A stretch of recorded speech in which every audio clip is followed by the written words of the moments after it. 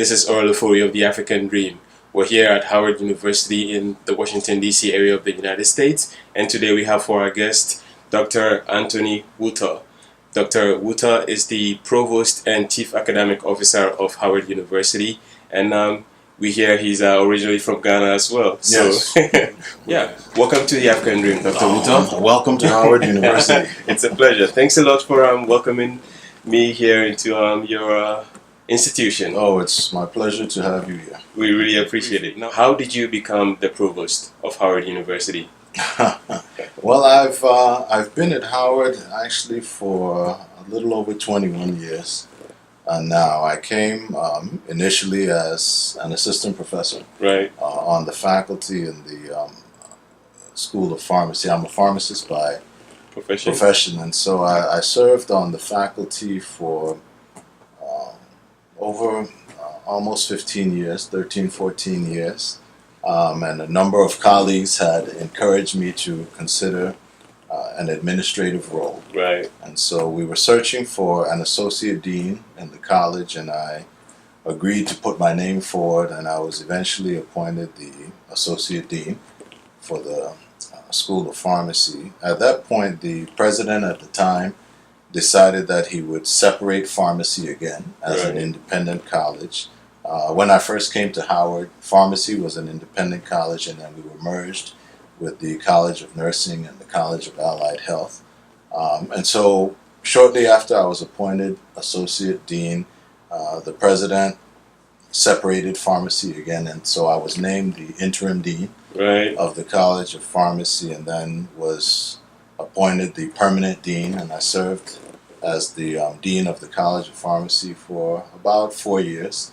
And then we were conducting a search for a provost or chief academic officer, and again I was asked to submit my name for consideration, and was thereafter appointed the provost. And so I've been in this role for a little over 2 years now. A little over 2 years. Let's have you tell us a little bit about your Ghanaian background. Sure. I was born in Accra, so I'm a Ghanaian. Right. And my parents are Ghanaian. My mom is from Keta, and my dad was born in a town called Taimbe, not far from Ho. Is this the Volta region? Yes, in the Volta region. Nice. My dad went to university in England. He went to Liverpool, and so I have an older sister who was born in Liverpool, and then he did his PhD in Australia.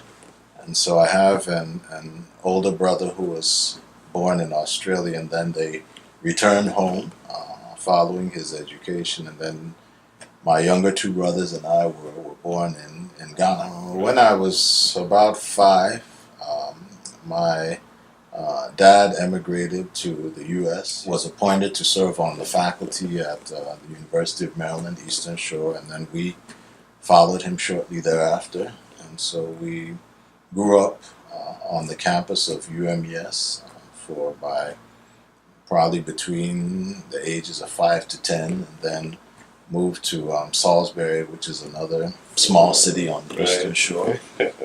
So yes, I was originally born in Ghana, and then moved here when we were young, and then did most of my education on the Eastern Shore, and then in university. Do you go home often? I mean, you're probably tied up and busy right now. So we're quite busy, but when my parents retired, they moved back home. Okay. And so my mom is in Accra. I was actually just in Accra 2 weeks ago.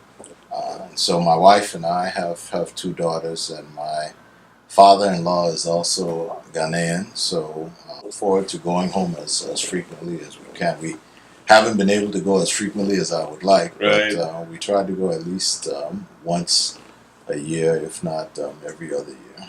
Now, Prof, quite recently, last year actually, there was an amazing program that was organized on the campus of Howard University, where about 100 young children from schools in the Washington, D.C. area were, invited to the university, and they got to meet with Dr. Thomas Mensa, Yes. who is a scientist and an inventor, and this was basically around a STEM initiative where they were taught how to organize robots and just get them fascinated about STEM Sure. education, especially within the Black community here in the U.S. Yes. Is there any plan to do a follow-up, or are there other programs that are being organized to continue that excitement in the STEM area? We certainly want to continue to enhance and encourage young people to go into STEM fields. So we're planning to repeat that event, but there are another number of other programs that we're initiating and implementing. As an example, we've started a program that we call the Bison STEM Scholars Program, Okay. where we've identified and we've selected 30 incoming freshmen who have expressed an interest and a willingness to pursue PhDs in STEM fields. So these are some of the brightest young people, several of Ghanaian descent, as a matter of fact. Nice. But all of them have indicated that they want to pursue PhDs either in engineering, computer science, or one of the biomedical science fields. So Right.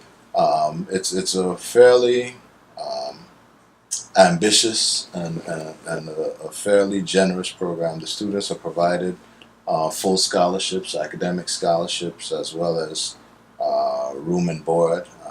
Right now, they started the program last week, and so there's a summer bridge where they'll be taking a few summer courses. Right. And then there's a required research experience as a part of the program. So we're hoping to also connect them with mentors in various fields, and they'll be engaged in research every year, and ultimately want them to be admitted into PhD programs and to help try and increase the number of Black and other minority kids pursuing PhDs in STEM fields. You are basically just trying to get them more involved and more interested in STEM fields. Yes. As Blacks or African students. Yes. Speaking of Howard University, it's one of the oldest historically Black university and college in the USA. This year we are celebrating our 150th sesquicentennial anniversary. There are a couple that are a little bit older than Howard, but we like to consider ourselves as the premier historically Black college and university in the U.S. We are probably the most comprehensive. In addition to having a full academic health sciences campus, a college of medicine, a college of dentistry, a college of nursing and allied health, a college of pharmacy, we also have a very well-renowned law school, a school of social work, a school of divinity, a school of communications, the graduate school, a college of engineering and architecture. We have 13 schools and colleges in total, as well as our largest college, the College of Arts and Sciences. So we provide a fairly wide range of academic programs and opportunities for students from various areas. That's 13 schools. That's Yes. quite a lot. And you must have a lot on your plate. I'm sure it comes absolutely. comes with a lot of challenges. Yes, my primary responsibility as the provost is to oversee the schools and colleges. So each of the deans report through me, as well as our libraries, our health sciences library, our founders library, as well as our admissions, and I share responsibility for our financial aid services with the chief financial officer. So there's a fairly broad range of responsibilities. How do you manage some of these challenges that come from these responsibilities that you hold? Fortunately, we have I think some of the finest deans in the country. So our deans are doing a good job of managing their individual schools and colleges. We also have an outstanding faculty because of the high quality of students that enroll. But we do have some challenges. Many of our buildings were built a number of years ago, so we have challenges in terms of infrastructure. renovating our buildings. We have a few new buildings that were recently constructed. Our research building, which was opened last year, our interdisciplinary research building, is the newest building, and we have two new dormitories, but we certainly want to renovate a number of the older buildings, as Right. well as build a few new ones that will help us keep pace with some of the changes in education. You speak of new buildings, and it draws my mind to a question that I want to ask, which is related to us being in a technologically fast-paced world.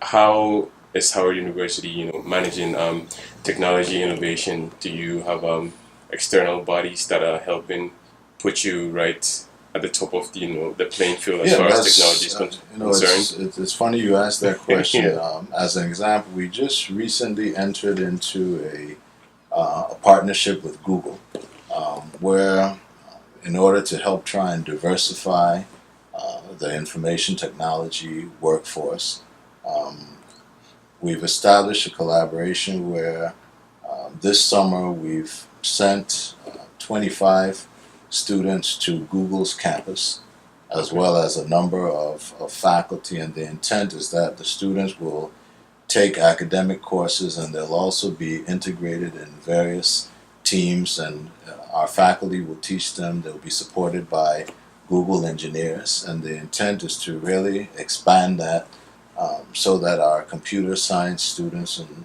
potentially our computer engineering students will have a real world experience working with Google employees, working with Google staff, and then we'll get a better sense of what their expectation is Right. working in the IT field, and we'll also give Google and other IT partners the opportunity to see the quality of students that we have. It will give us the opportunity to help try and modernize our curriculum so that it is more consistent with what the expectation is of IT workforce. And so it's a great opportunity for us to partner with a high-tech company that has a global brand like Google, to give our students the opportunity to be integrated Right. in their programming and their facilities, and really help us to make an impact in terms of increasing diversity in IT. So I think that's one example of several of the things that we're doing to try and expand in that area. That's a wonderful thing you're doing here at Howard. And you mentioned diversity.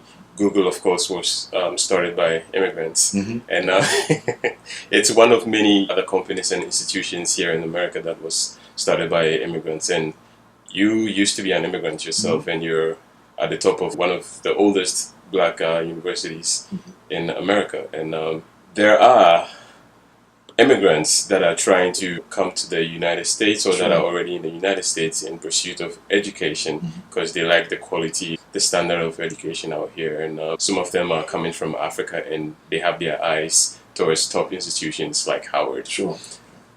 One frustration that I hear them complain about is the fact that why do they have to go through the GED to become accepted into institutions like Howard? Because first of all, they have a very strong command of the English language, and even that aside, they've gone through a lot of academic education, sometimes even up to 10 plus years, and they feel like being able to have their academic credentials evaluated should be enough to get them into institutions like Howard and other top educational institutions here in the USA. Different institutions have varying requirements in terms of the qualifications and the expectations for the credentials for a student. And depending on the institution and depending on the program, there are also requirements provided by our accrediting bodies. Right. So as an example, because I served as the Dean of the College of Pharmacy, I can speak to what our expectation was in pharmacy. It is often a challenge because, as you can imagine, there are thousands of institutions around the world. So it is often a challenge for a U.S. institution to be able to evaluate the transcript, Right. Particularly if it's an institution that they may not be familiar with. So we often rely on evaluation organizations to review the credentials and to assure that the quality of the academic program, the quality of the curriculum, the quality of the degree is at a certain standard. Unfortunately, every institution doesn't necessarily employ a staff to do transcript evaluation. So we frequently rely on a third party organization to be able to do that transcript evaluation. Right. Dr. Wutoh is the Provost and Chief Academic Officer at Howard University. It is very difficult and sometimes close to impossible for international students to acquire a loan to help finance their studies. What are some of the things that Howard has in place to help international students go through their studies without worrying heavily about the cost involved? Sure. One thing that I think is unique about Howard is that we have the same tuition for all of our students. We don't have in-state or out-of-state tuition. I know some institutions also charge additionally Right. For international students. All of our students are at the same tuition rate. It varies by program, by academic program, but within a program, the rate of tuition is the same for all students. A significant number of our scholarship programs are based on academic merit. So we offer scholarships to international students as well as to students who are U.S. citizens and permanent residents. The issue about loans is one that is challenging for us to address because in the U.S., most of the educational loans are guaranteed by the federal government. And so there's typically an expectation or requirement that they would be made available either to citizens or permanent residents. And it makes it a bit challenging for someone who is an international student to be able to obtain loans, particularly those that are guaranteed Right. by the federal government.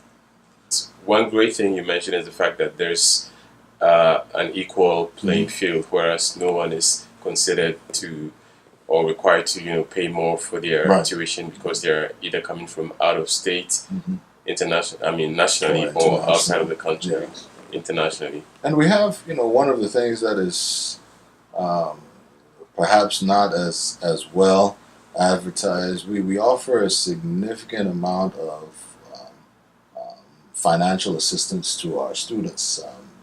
Last year, we provided over $100 million in scholarship and other financial assistance to students. So in each of our programs, our professional programs, our undergraduate as well as our graduate programs, and programs that we're also engaging in, like the collaboration with Google as well as our Bison STEM Scholars, I think provides opportunities for students who are high academic achievers, regardless of whether they're citizens, permanent residents, or they're international students. We have I think a sizable number of international students who receive scholarship aid based on academic merit.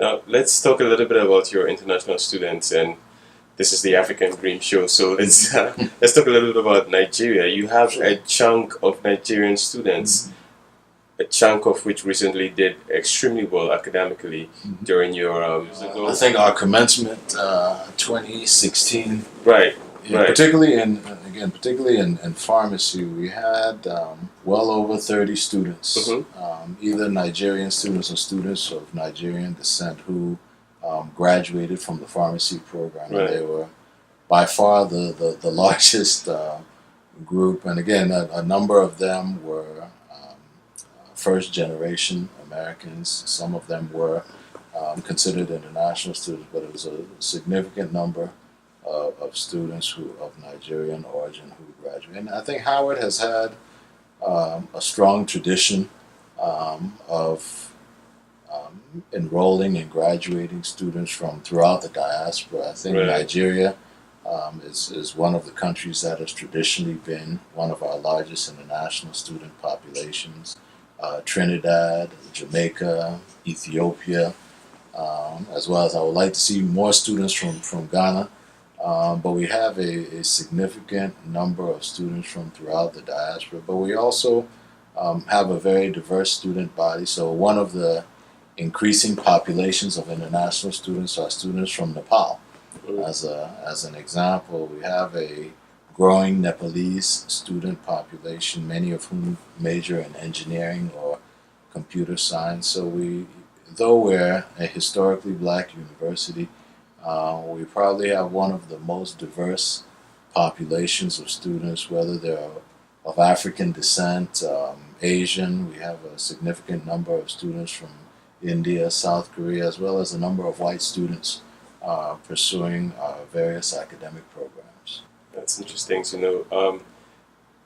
Is there or are there plans for any programs for educators outside the U.S., especially in Africa, to come into Howard and advance themselves, upgrade themselves, so they can take that knowledge back home to Africa or their respective countries to help raise the standard of education, especially Sure. among the youths? Yeah, we're very interested in collaborating with institutions from throughout the world. As a matter of fact, and again, not necessarily because I'm Ghanaian, but we have an existing MOU, Memorandum of Understanding, with University of Ghana, Legon.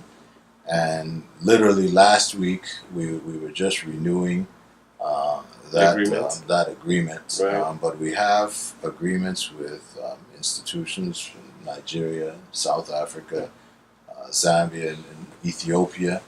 And one of the things that we would like to do is to continue to expand our global footprint. I mentioned I was in Ghana 2 weeks ago.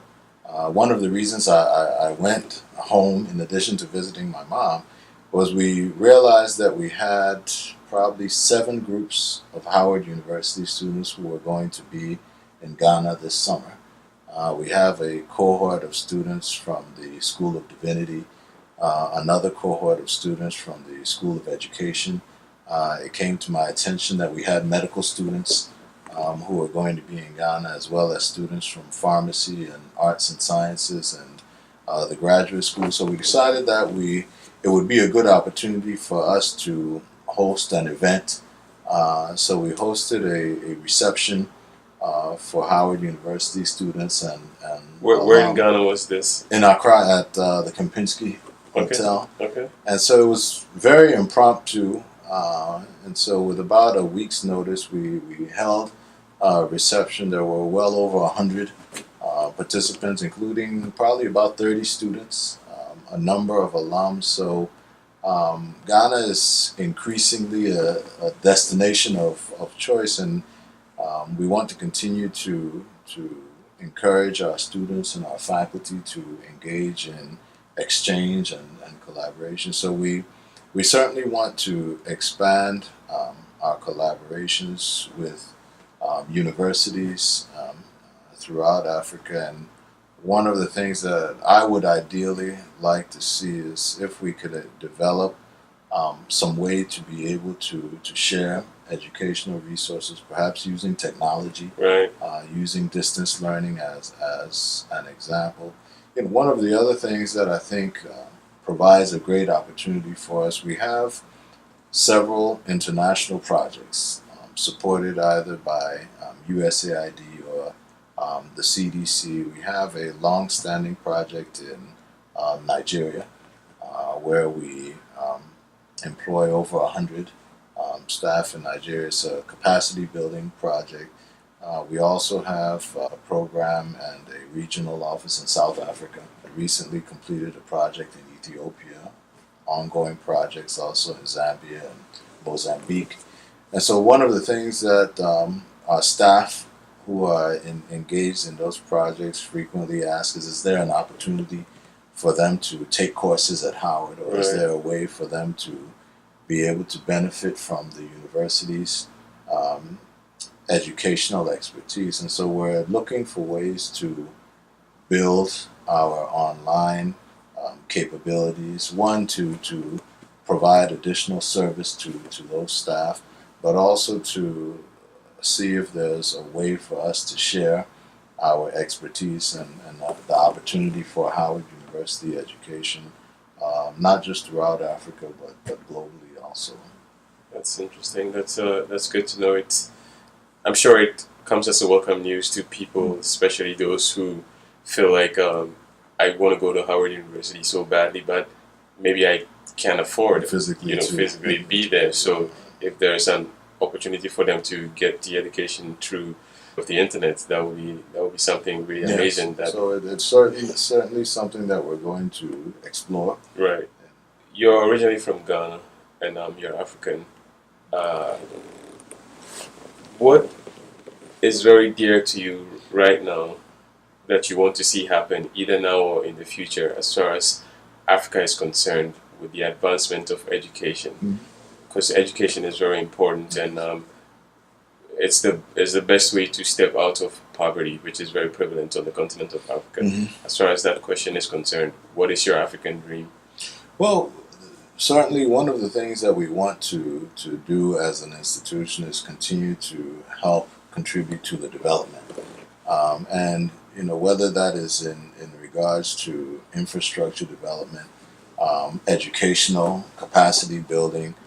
As a pharmacist and as a healthcare professional, I'm an HIV researcher by training. So one of my constant areas of interest has been how we can help to develop healthcare capacity and healthcare expertise throughout Africa. So we're interested not just in collaborating with educational institutions, but developing health programs. We have faculty who are experts in power generation, and so expertise that we can provide in projects like Power Africa. We have faculty who are experts in business and entrepreneurship. So I think there are a number of different ways that Howard can continue to contribute. My particular area, and because my background is in healthcare, right. My particular area of interest is ways that we can help to continue to develop capacity to improve the provision of healthcare, not just in the major cities, but also in the outlying areas and in rural areas where it is more challenging for folks to be able to access care. Before we leave you, Doug, tell us, what has been the major driving force for you? What keeps you going? You seem to be a very achieved man academically and professionally, and we're just curious, what's the driving force behind Dr. Wutoh? Well, I would have to say first that in any success that I've been able to achieve, I owe first to God.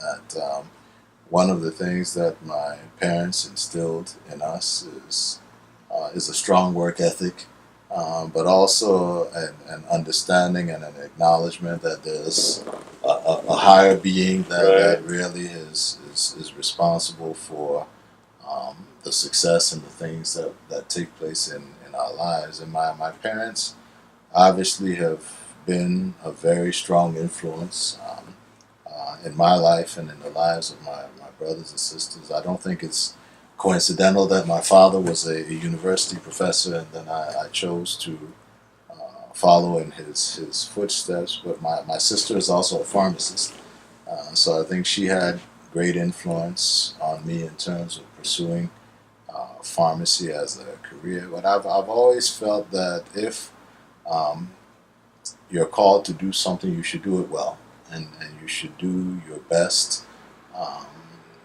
so that you will never have that nagging question, well, if I had done a little bit better, if I had done it a little bit differently. So I've always, whatever I've pursued, felt that if I do my best and it goes well, then fine. If I do my best and it doesn't go well, at least I know you gave it your best. My best. Thanks a lot for having us here.